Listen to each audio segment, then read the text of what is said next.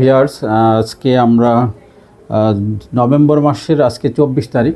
শীত আসন্ন, তবে এখনও খুব বেশি প্রকট শীত এখনও আমাদের মাঝে আসে নাই। তবে এই শীতের শুরুতে কিন্তু আমাদের অনেক রোগ ব্যাধি দেখা যায়। আমরা একটু হয়তো শীতে আমরা কেয়ার কম করি। শীত আসছে কিন্তু আমরা শীতকে ওইভাবে সম্মান করছি না, ওইভাবে নিজেদের যে কাপড় ব্যবহার করা দরকার শীতকালে সেগুলো ব্যবহার না করার কারণে অনেক ধরনের রোগ ব্যাধি হয়ে থাকে। এটা হলো সিজনাল। আর এক ধরনের আছে যে যারা ক্রনিক ডিজিজে ভুগছেন তারা শীতকালে অনেক রোগের বৃদ্ধি পায়। যেমন শীতকালে কাশি বৃদ্ধি পায়, শীতকালে অ্যাজমা বৃদ্ধি পায়, শীতকালে বয়স্কদের অনেক রোগ ব্যাধি বৃদ্ধি পায়, ইউরিনের সমস্যা দেখা দিতে পারে বয়স্কদের, শিশুদের অনেক রকম শীতকালে সমস্যা দেখা দেয়, মহিলাদের অনেক রকম শীতকালে সমস্যা দেখা দেয়। অর্থাৎ উইন্টার অ্যাগ্রাভেশন, এটা কিন্তু হোমিওপ্যাথিতে রেপার্টরিতে আমাদের আছে যে শীতকালে আমাদের কিভাবে রোগ মানে কোন কোন রোগ বৃদ্ধি পায় এগুলো আমরা দেখতে পাই।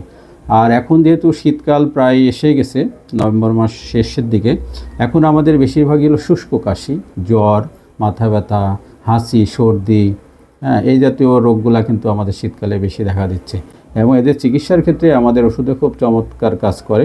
অ্যাকুট ডিজিজ হিসাবে, অ্যাকুট ডিজিজ এবং ক্রনিক ডিজিজ আমরা যে হোমিওপ্যাথিতে জানি, অ্যাকুট ডিজিজ হিসাবে হোমিওপ্যাথিতে খুব দ্রুত সময়ে আরোগ্য দেওয়া সম্ভব হয়। এই সময় শুষ্ক কাশি যেমন ব্রায়োনিয়া, অ্যাকোনাইট, আমাদের রাস্টক্স, তারপরে আমাদের অ্যালোসকোটিনা, এই জাতীয় ওষুধগুলা খুব ভালো কাজ করে। এর ভিতরে যদি চর্মরোগ হয় সে ধরনের একরকম ওষুধ, যেমন চর্মরোগে আমাদের সেরা মেডিসিন হলো পেট্রোলিয়াম।